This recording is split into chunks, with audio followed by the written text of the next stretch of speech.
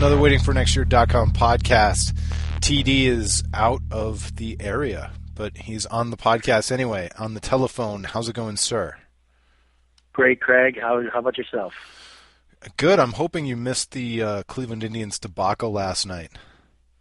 You know, if you only knew. I mean, I was following along on my phone in the middle of nowhere, trying to listen a little bit. Unfortunately, I'm with a coworker, so I can't really listen to. Yes, we do have real jobs, people. So I couldn't really listen to the Tribe game, but I was following along on my phone, and then during dinner, we had a little dinner, and I kept checking on my phone and looking up and reading Twitter every once in a while, and I got to see the last three games because the game was so long. And unfortunately, I saw the ninth inning, and my whole thing is reading. And again, this is such a small sample size, but you read Twitter after a loss like last night, and you think the world is going to end, and the Indians suck, and that everything. The ownership's cheap, and Shapiro and Antonetti should be fired. And why do we have to build our team this way? It's unbelievable. It's one bad loss. If they would have lost Saturday night in Kansas City and won last night, those things cancel each other out completely. But because of the way it happened and the timing of it, people just tend to freak out and overreact. I mean, listen, I still don't think the Indians are, the offense has too many holes for this to happen. But, I am not giving up on September 3rd with a month left to play. I mean, there's too much baseball left to be played. It's funny, though, because the reaction that you're talking about, while I agree with you, it's irrational, it's in the moment, it's exactly the kind of thing that you need people to do in order for baseball to be relevant in sports talk radio, which is another complaint that, not complaint, but an observation that you and others have had is that, the phone lines get cranking for the Browns when you're talking about Brian Hoyer's hangnail, but trying to talk about Cody Allen. I mean, a lot of people were calling in today, and I know you were out of the area, so you didn't hear it. But a lot of people were saying that it felt to them like they got knocked out of the playoffs last night. That's the way that game felt. And on the one, I agree with you that it's not the case. But on the other hand, that's the way you need people to feel in order for them to be invested in baseball, isn't it? Yeah, it's nice that people actually cared. I mean, that's the thing I'm most excited about, that people are caring enough to talk about it. And yes, was it a killer loss? Absolutely, but there's still enough time left. I mean, the Indians. Let's say the Indians take the next two, and then you have essentially, I would count that last game Sunday night with the 3 outs to go as a win. You would have, if you win these next two games, you would have gone, what is that, 5-2 against the two teams you're chasing in a week span. And I'll take that all day, especially knowing that you have 3 with the White Sox coming up, and they're one of the worst teams in the American League. You have 3 more with the Twins, and then you have, it's starting a week from Monday, you have 7 straight games against Houston and Minnesota. So it's just too much left to be played for me to count them out. But I agree with you. It's nice that people were talking about it. I just wish it was for a different reason, though.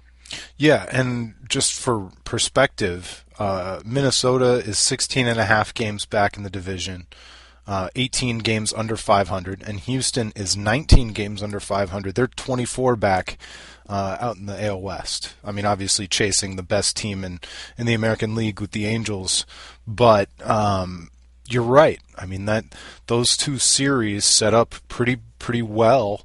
That's not to say that the Indians are going to do it, but right. Certainly the chance is there.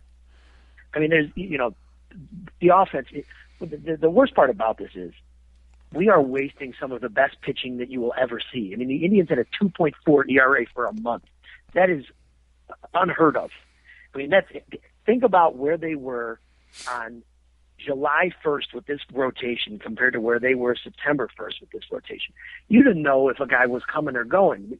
Guys were bouncing back and forth between AAA and Cleveland, and you didn't know what you were going to get from start to start. And then now all of a sudden, you got 5 guys who are performing, at fantastic levels.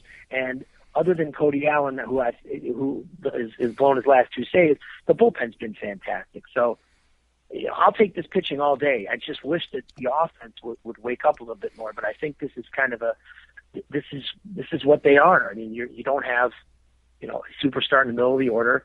I would never give, when Jason Kipnis is hitting behind Carlos Santana and Michael Brantley, I wouldn't give Santana or Brantley anything to hit.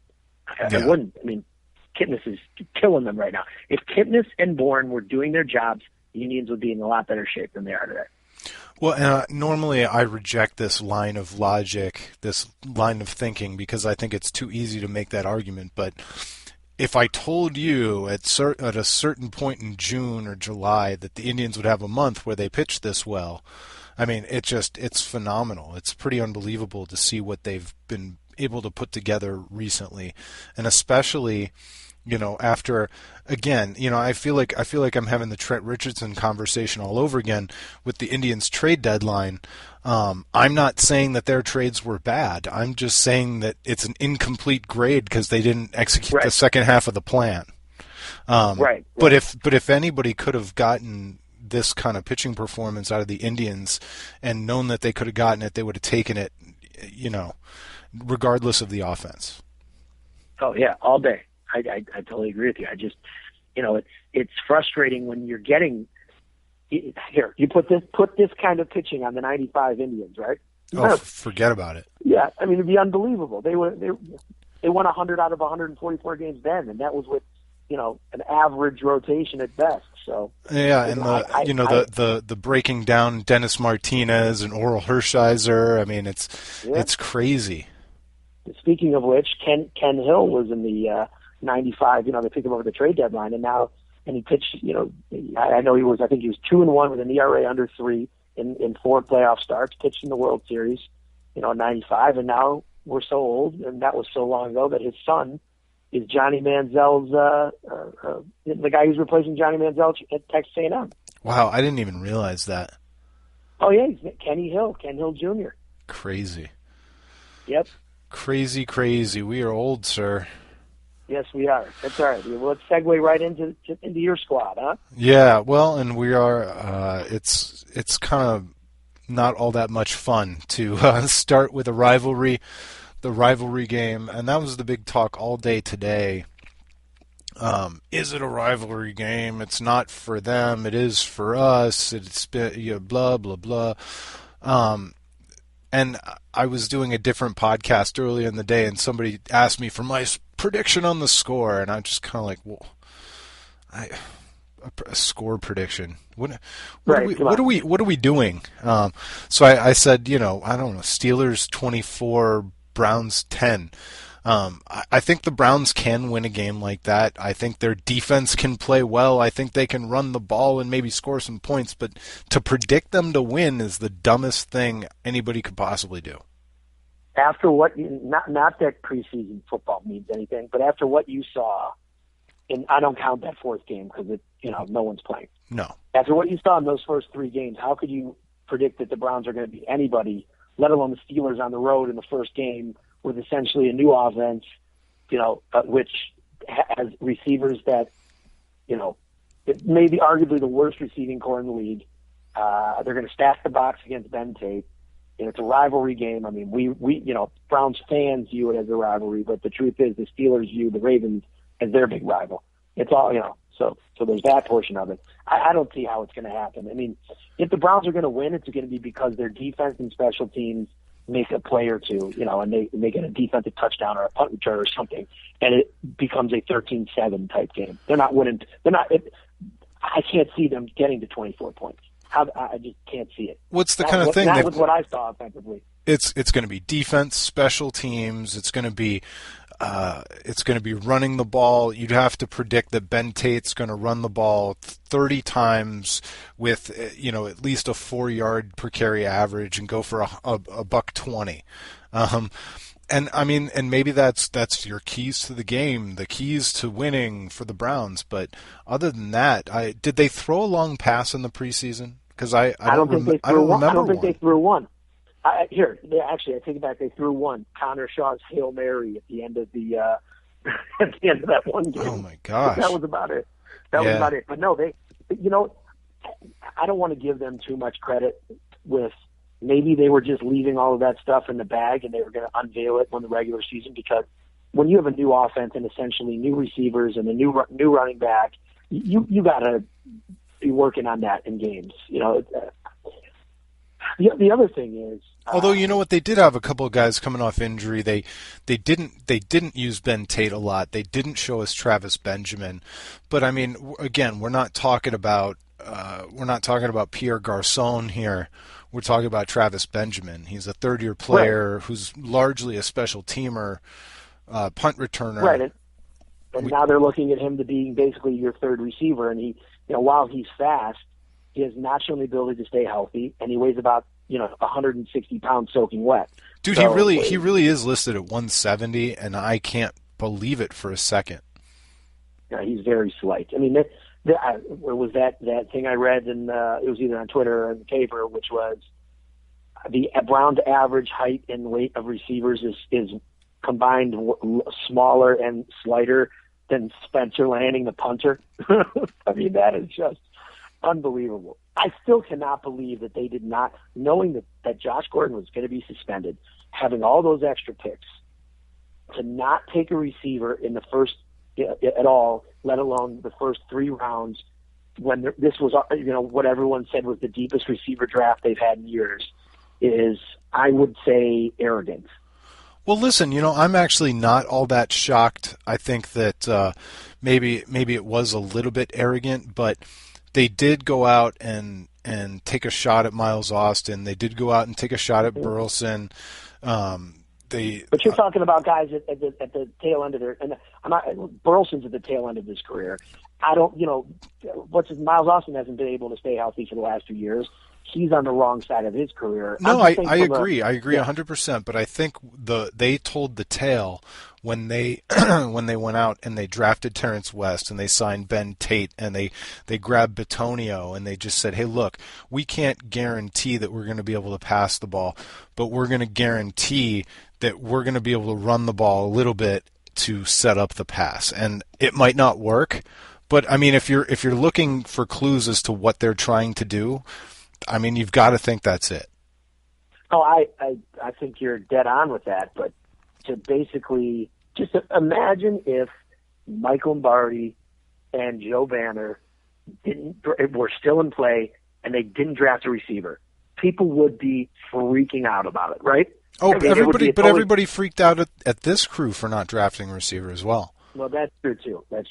Meanwhile, speaking of Joe Banner, I think I saw you tweet about this, because I think his Twitter account is fantastic. Great insight, literally 0 bad tweets. I love what he's putting out there. He's one of my new favorite Twitter people. Yeah, well, and you follow him, don't you? Oh, it's amazing. It's amazing, and he's fascinating to follow.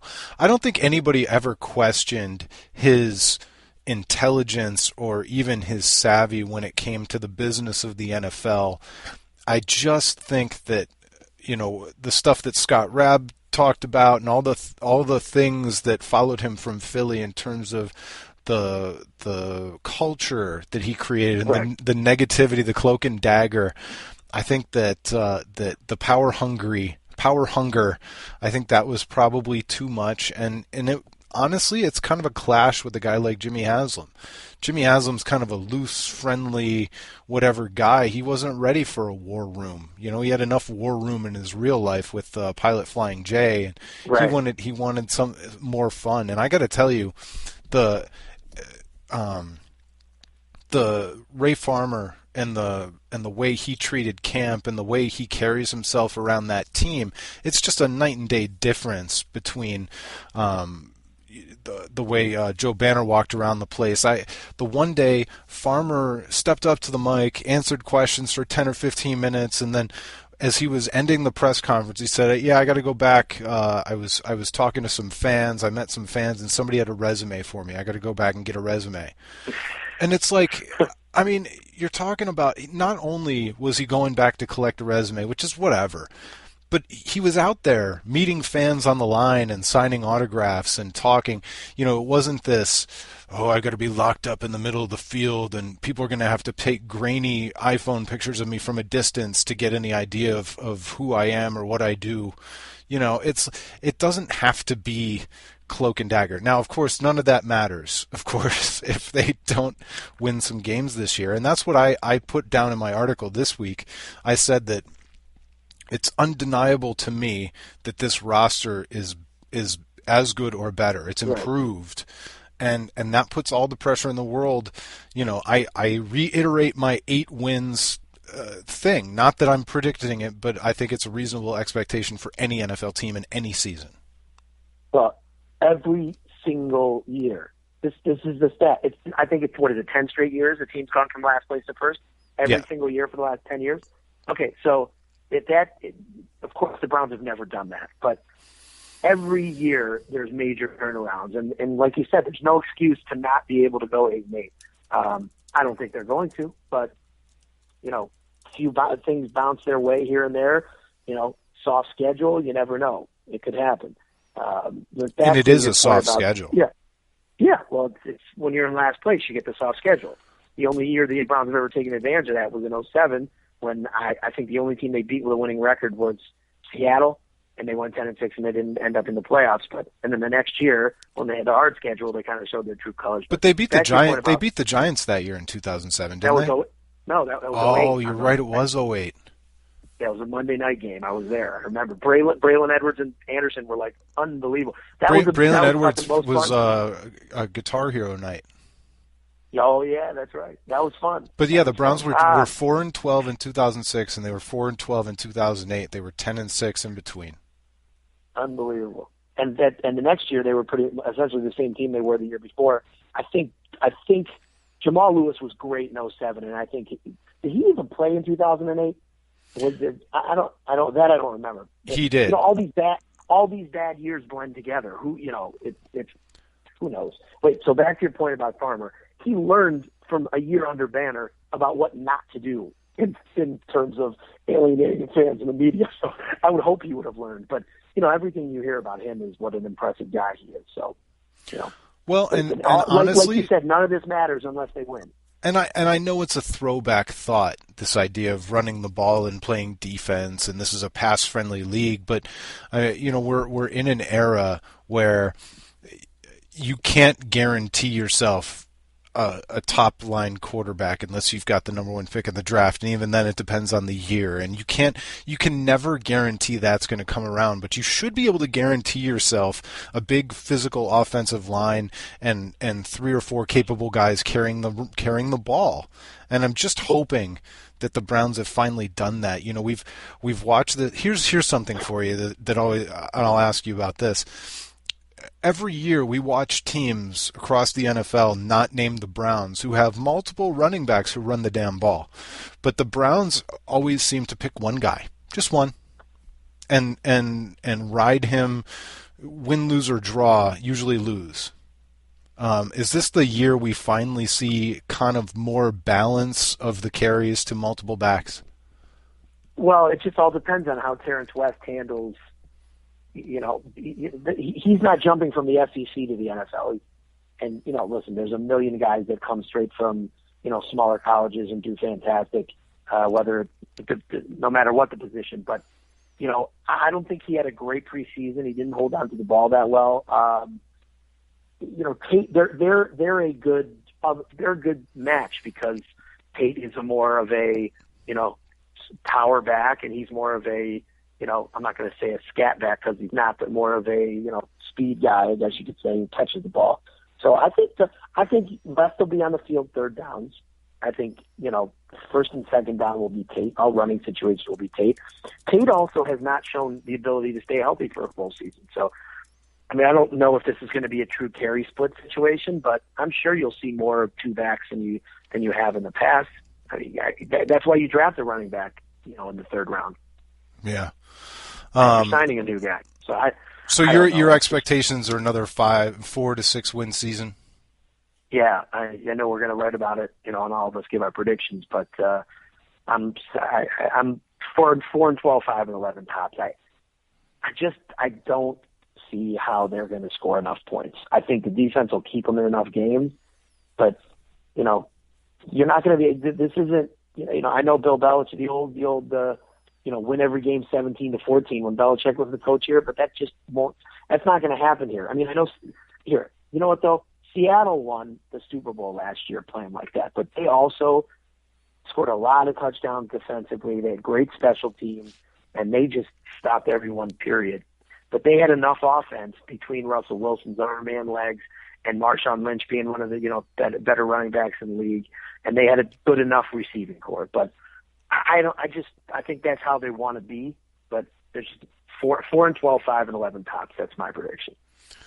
All right. Well, and obviously we'll write that down somewhere as well. And waiting for next year. You enjoying the new design? I really like it. I haven't gotten enough time to really, spend a good time. I know we're making tweaks every day. I think it looks great. It's a fresh look. I haven't really gotten to play around with it enough to tell you that I love it. I've only really looked at it on my phone these last couple of days. But kudos to Scott and to Andrew and everyone else that took the time to really make it look great. And I'm so proud of the group we have and the way things are going. And, it's good time to be a Cleveland sports fan. It's good time to be a WFNY. That's for sure. All right. Well, you're going to be following the Tribe Action remote for the next few days. I'll be back. I'll be back in the saddle Friday morning. I'll be back writing about the Indians, and I'm going to watch as much as I can tonight. And I think I'm going to the game tomorrow night. So I'm currently working that out with the missus. Put it that way. You are as diehard as they come, sir. Listen, if I was around, I would have been at least 3 of these 4 games. It was a huge series. So I'll be there. I'll be there this weekend as well. So. All right. Well, thanks so much for finding some time while you're on the road, and we'll do it again soon. My pleasure. Anytime, Craig. All right. Until next time, it's been the waitingfornextyear.com podcast.